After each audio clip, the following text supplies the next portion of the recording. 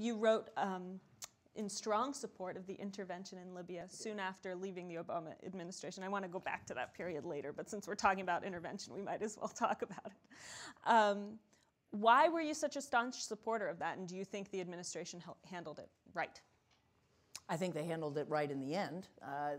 When they did intervene, I wrote an article, an op-ed in the New York Times a week before we made the decision to actually go to the Security Council to get authorization to intervene. And at that point, it's interesting because it's exactly where we are now on Syria. At that point, it looked like we were moving in the direction of arming the rebels. And my view was, to begin with, that will simply ensure that the killing goes on for a very long time. And even after one side wins, assuming the rebels win, what many people don't realize is you've then militarized the society, and the women and the children in the society are in far greater danger. When you talk to women around the world about one of the biggest changes in their societies, they will talk about the influx of small arms. So I was looking at this in terms of I didn't think it was going to work. I thought Gaddafi was still going to have an overwhelming advantage, but it would give people the ability to fight back enough that there would be a very long and horrible civil war, and that's exactly the choice we're facing now. But here's again where values and interests come together. I thought, look, we have signed on to this principle of responsibility to protect. It is quite possible that Muammar Gaddafi is going to obliterate the city of Benghazi. He had said he was going to go house to house, and everything we'd seen, I thought he was quite capable of it.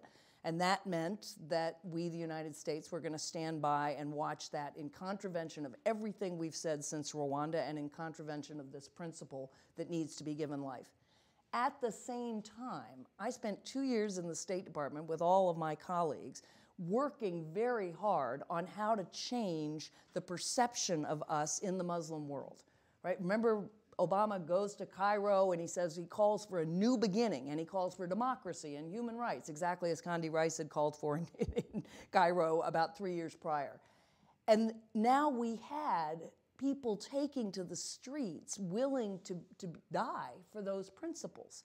And my view was, if we stand by and do not help when the Arab League itself is calling for this, when the Organization of the Islamic Conference is calling for this, we will dig ourselves into a yet deeper hole in terms of everything we've been trying to do with a new beginning.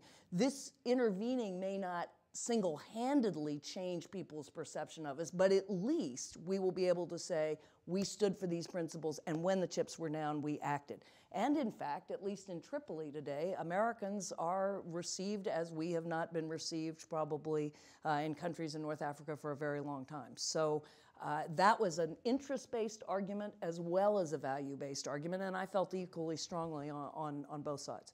So now we're at a position in the world where there's a crisis going on in Syria. What are some of the similarities and differences facing a potential intervention in Syria? Well, the biggest difference right now is, there is no UN authorization, and that right as of now, although I think this is going to change within the next 10 days, the Arab League itself is edging closer to calling for some kind of intervention. Yesterday it called for a UN Arab League peacekeeping force. Well, there's no peace to keep, and the UN knows that. But again, now the Saudis are actually saying, we will send in Saudi troops. That's a huge change.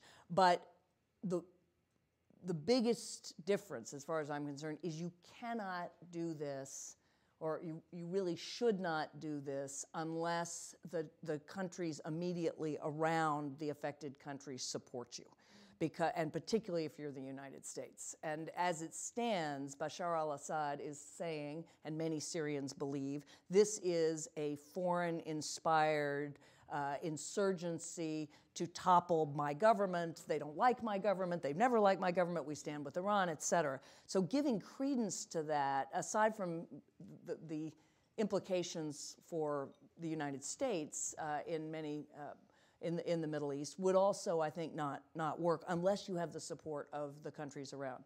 The second issue, of course, is this is far more complicated in terms of Syria's neighborhood, right? Syria is a crossroads of, Lebanon, Israel, Iraq, Turkey, Jordan.